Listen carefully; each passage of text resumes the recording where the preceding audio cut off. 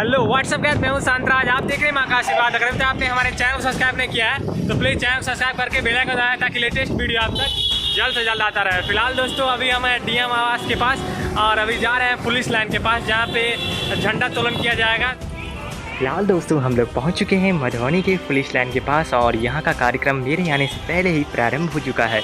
तो फिलहाल आप लोग देख पा रहे होंगे कि जिप्सी में हमारे मधुबनी के डीएम अरविंद कुमार वर्मा और एसपी डॉक्टर सुशील कुमार दोनों आदमी नेतृत्व करते हुए जितने यहाँ पर जवान खड़े हैं उन सभी का। तो चलिए आगे देखते रहिए और वीडियो अच्छा लगे तो इस वीडियो को ज़्यादा से ज़्यादा शेयर कीजिएगा।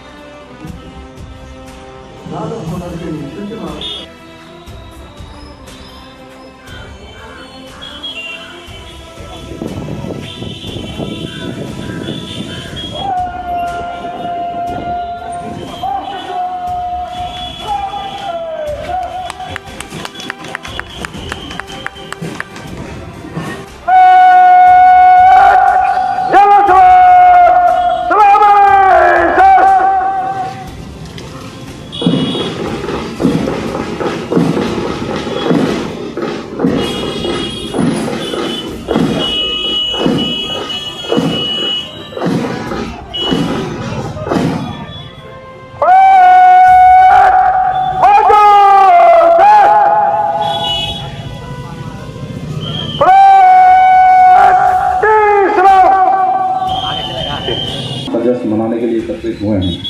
आज़ादी के अमृत महोत्सव के मद्देनजर मुख्य समारोह स्थल पुलिस केंद्र मधुबनी में झंडोत्तोलन करते हुए मैं अत्यंत हर्ष महसूस कर रहा हूँ।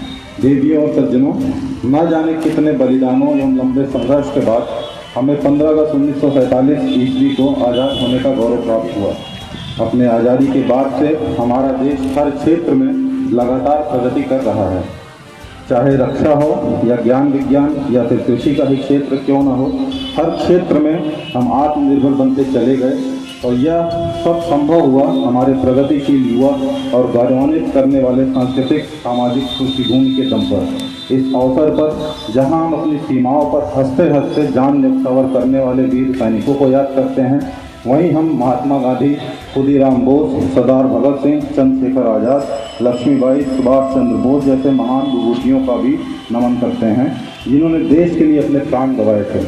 मैं जगत जननी सीता, कवि कोकिल विद्यापति, महान अद्वैत वेदांती मंडन मिश्र, अयाची मिश्र की जन्मभूमि, महाकवि कालिदास की कर्मभूमि, महर्षि याज्ञवल्क्य की तपोभूमि एवं मिथिला की हृदय स्थली कही जाने वाली मधुबनी धरती को भी नमन करता हूँ।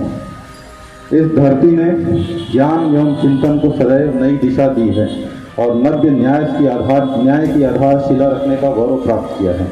वाचस्पति मिश्र का भारतीय दर्शन में योगदान भला कौन भुला सकता है। दूसरी तरफ मधुबनी की धरती में शहीद अकलू गणेशी और सूर्य नारायण सिंह जैसे स्वतंत्रता सेनानी भी पैदा हुए, जिनके अमूल्य योगदान के कारण हम गुलामी की जंजीरों से आज़ाद हुए हैं। मैं आज स्वतंत्रता दिवस के इस पावन अवसर पर इन्हें और इनके जैसे सभी स्वतंत्रता सेनानियों को अपनी श्रद्धा सुमन अर्पित करता हूँ।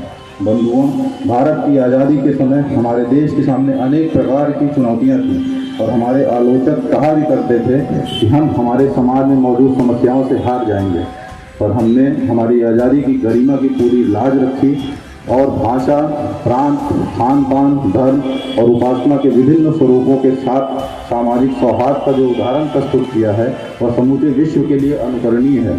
विश्व के सबसे बड़े और सफल लोकतंत्र के अंग होने के कारण हमारा मन गर्व से भर उठता है।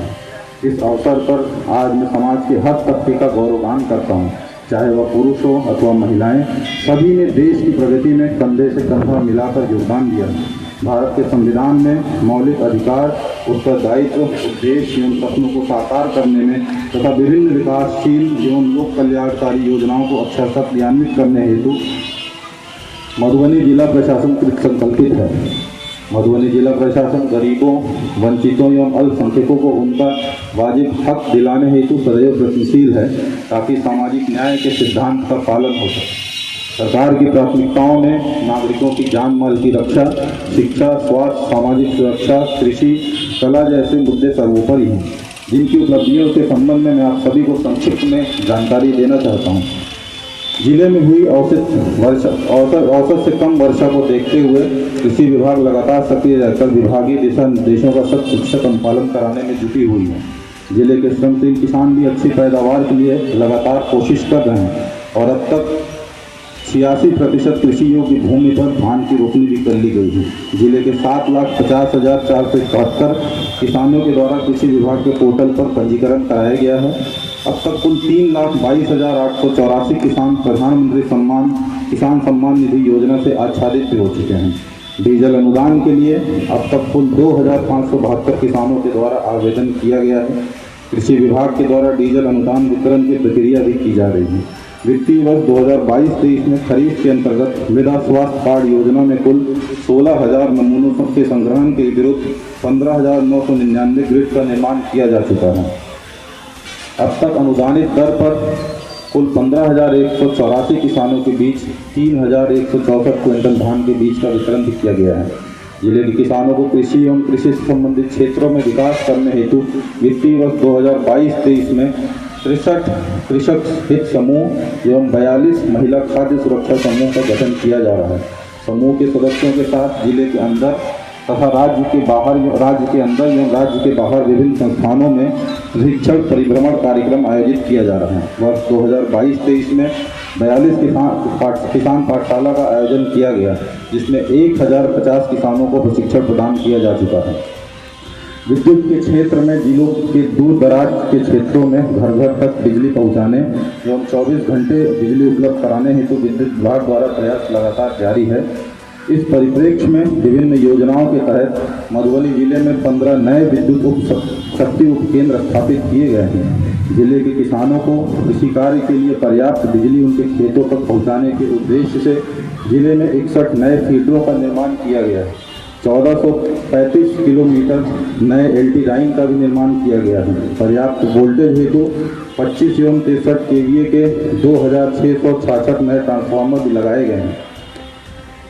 सिंचाई हेतु कुल 4,243 नए विद्युत कनेक्शन भी दिए गए। जिले में जर्जर LT लाइन को 2,471 किलोमीटर में केबल से परिवर्तित किया गया है। मधुबनी शहरी क्षेत्रों में अब तक 16,571 घरों प्रतिष्ठानों में स्मार्ट मीटर भी लगाया जा चुका है।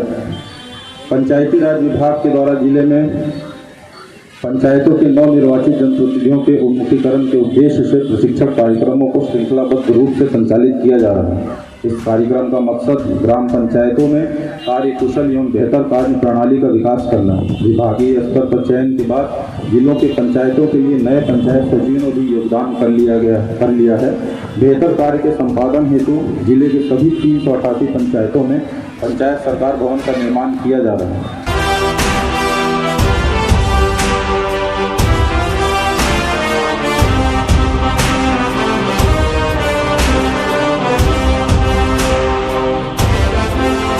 मुख्यमंत्री अल्पसंख्यक परित्यक्तता तलाकशुदा योजना अंतर्गत वित्तीय वर्ष 2022-23 में विभिन्न प्रखंडों से प्राप्त कुल 12 आवेदिकाओं के नाम अनुदान हेतु अनुशंसा के साथ विभाग को भेज दिया गया। जिले में अल्पसंख्यक समुदाय को लाभ प्रदान करने के उद्देश्य से और संरचना के क्षेत्र में जिले में सद्भावना मंडप, अल्पसंख्यक बालक छात्रावास आदि का निर्माण कार्य तेजी से किया जा रहा है। प्यारे जिलावासियों, जिला सामाजिक सुरक्षा कोषांग से जन कल्याण की कई योजनाओं को लागू किया जाता है। इसमें 1,71,272 लाभुकों को मुख्यमंत्री वृद्धजन पेंशन योजना, 2,24,431 लाभुकों को इंदिरा गांधी राष्ट्रीय वृद्धा पेंशन योजना, 13,348 लाभुकों को लक्ष्मीबाई सामाजिक सुरक्षा पेंशन योजना, 32,030 लाभुकों को इंदिरा गांधी राष्ट्रीय विधवा पेंशन योजना, 60,937 लाभुकों को इंदिरा गांधी राष्ट्रीय दिव्यांगता पेंशन योजना तथा 24,403 लाभुकों को बिहार दिव्यांगता पेंशन योजना का लाभ उनके बैंक खाते के माध्यम से प्रदान किया जा रहा है। परिवहन विभाग के द्वारा चालू वित्तीय वर्ष में जुलाई माह तक के निर्धारित लक्ष्य के विरुद्ध 113% से अधिक राजस्व का संग्रहण किया गया है। अब तक कुल लक्ष्य 14,72,00,000 के विरुद्ध 16,67,00,000 की प्राप्ति की जा चुकी है। जिले में वर्तमान में 3 मोटर ड्राइविंग ट्रेनिंग स्कूल का निर्माण अपने अंतिम चरण में, 20 यात्री शेड का निर्माण पूर्ण हो चुका है तथा 22 पे निर्माण की प्रक्रिया जारी है। जिले के 20 लाभुकों को 2 लाख की सब्सिडी के साथ एम्बुलेंस भी प्रदान कराया गया है। इसके अतिरिक्त अति पिछड़ा वर्ग, अनुसूचित जाति एवं अनुसूचित जनजाति के योग्य आवेदकों को स्वरोजगार मुहैया कराने के उद्देश्य से वाहनों पर विभागीय निर्देशों के आलोक में सब्सिडी उपलब्ध कराई जा रही है।